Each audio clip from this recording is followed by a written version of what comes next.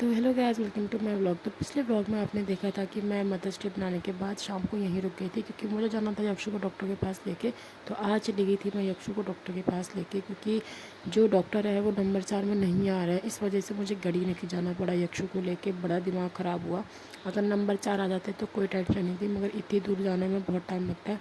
और यक्षी पापा को टाइम था नहीं, वो किसी काम से कहीं चले गए थे, तो मुझे किसी की गाड़ी करके जाना पड़ा यक्षु को लेके। और मम्मी भी नहीं आ पा रही थी क्योंकि मम्मी को कुछ काम था घर में।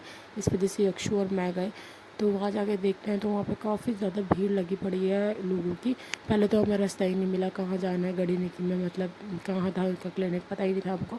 काफ़ी देर पूछने के बाद जाके हमें पता लगा कि इधर है क्लिनिक। उसके बाद हम मतलब हमने अंदर एंट्री करी तो वहाँ जाके देखा कि इतने लोग, काफ़ी ज़्यादा भीड़ पड़ी थी अंदर भी।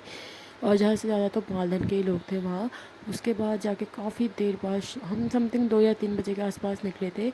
और वहाँ जाने तक, हमारा नंबर आने तक तो 6 या 7 बज गए थे हमको, 5 या 6।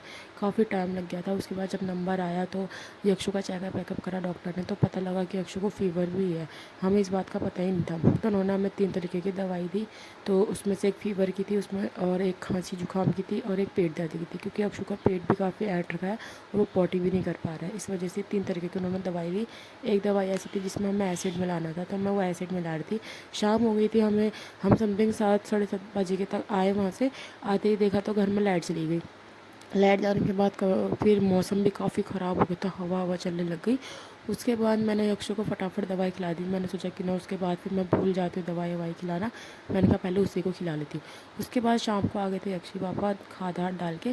फिर सबने खाना वाना खाया। खाना वाना खाने के बाद मैंने सर में लगाया तेल, क्योंकि मेरे सर में काफ़ी ज़्यादा दर्द हो रहा था और सुन्न भी हो रहा था सर में। इस वजह से मैंने तेल लगाया गोले का, क्योंकि उससे थोड़ी ठंडक मचती है। और यही था मेरा आज का ब्लॉग गाइस। मिलते हैं नेक्स्ट ब्लॉग में। प्लीज़ मेरे चैनल को सब्सक्राइब करना। Bye bye.